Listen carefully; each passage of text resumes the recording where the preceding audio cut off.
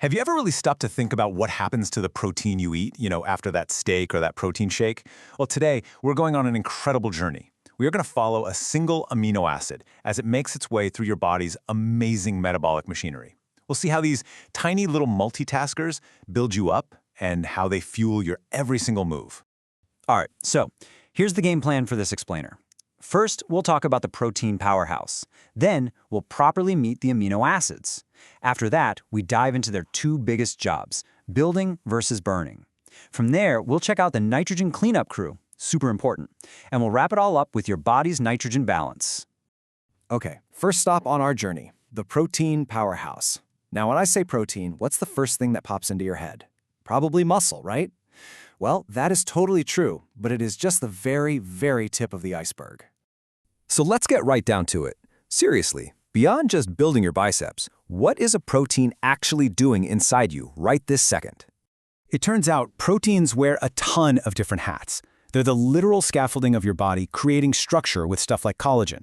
They're also enzymes, these little catalysts that make basically every chemical reaction in your body happen. They're transporters, like hemoglobin, which carries oxygen in your blood. And if that wasn't enough, they're also messengers, like hormones, and your immune system's frontline defense. I mean, they do pretty much everything.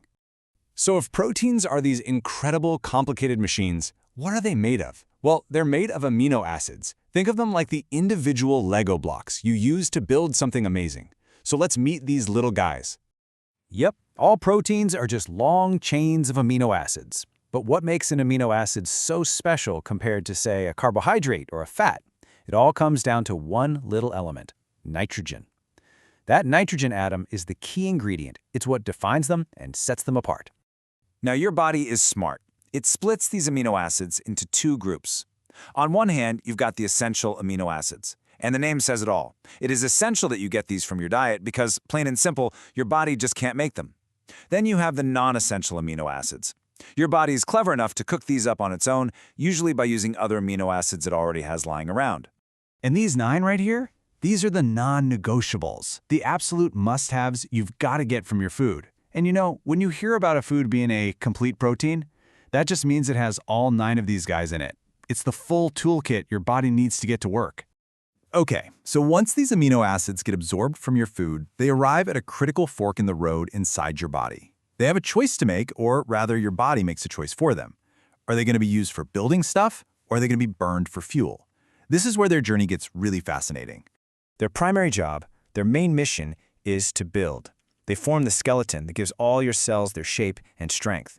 They create huge structural proteins, like collagen, and they're constantly being used to whip up new proteins for all sorts of repairs, maintenance, and growth. But what if your body needs energy like right now? What if you're in the middle of a really tough workout? Well, that's mission number 2. Your body can actually break down these amino acids and use their carbon skeletons as a direct source of fuel. They're not just building blocks, they're also an emergency power supply. And get this, your muscles are actually kind of picky eaters. During exercise, your skeletal muscles especially love to burn a specific group called the branched-chain amino acids. That's leucine, isoleucine, and valine. For them, these are a go-to fuel source for making ATP, which is just cellular energy. They're a direct line of power for working muscle. Okay, so if an amino acid gets picked to be burned for fuel, we run into a little problem.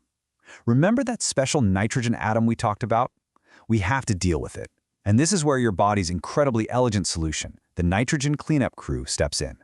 So think about it. Your body's big energy factories, like the Krebs cycle, are designed to run on carbon. That's what carbs and fats provide. So how in the world do you get energy out of an amino acid when it's got this nitrogen thing attached to it? The answer is simple, but it's absolutely crucial. You have to get rid of the nitrogen first. It has to be snipped right off the molecule. Only then can the leftover carbon structure get into those energy-producing pathways. That nitrogen is basically baggage that has to be handled separately before you can get to the good stuff. And your body has 2 main ways of doing this. The first is called transamination. This is basically the recycle it option. The nitrogen group gets passed along or transferred to another molecule to be used for something else. The second way is deamination, which is the dispose of it option. In this case, the nitrogen group is completely removed, which unfortunately creates a toxic byproduct called ammonia. So what do we do with that toxic ammonia? Well, your liver is the hero here. It performs a little bit of metabolic magic called the urea cycle. So that toxic ammonia goes into the cycle. Then the liver actually uses up some energy, some ATP, to convert it. And what comes out is a safe, harmless compound called urea. That urea then hops into your bloodstream, takes a trip to the kidneys, and gets flushed right out of your body in your urine. It's a truly amazing detoxification system. All right, let's bring this all home. By keeping track of that nitrogen that our bodies work so hard to get rid of, we can actually get a snapshot of our body's overall protein status.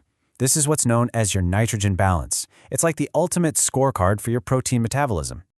It sounds complicated, but the concept is actually pretty simple. Nitrogen balance is just the difference between the nitrogen you eat from protein and the nitrogen your body gets rid of, mostly as that urea we were just talking about.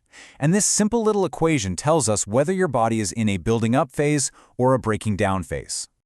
So what's your status? Well, if you're taking in more nitrogen than you're getting rid of, you're in a positive balance. That's a building or anabolic state. Think about a growing kid or an athlete who's putting on muscle. If your intake equals your output, you're in neutral balance, just maintaining, like most healthy adults.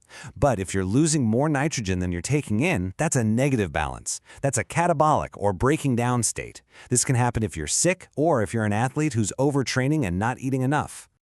So as you can see, the journey of an amino acid is this constant, incredible cycle of building up and breaking down, all managed by this really elegant system for dealing with nitrogen.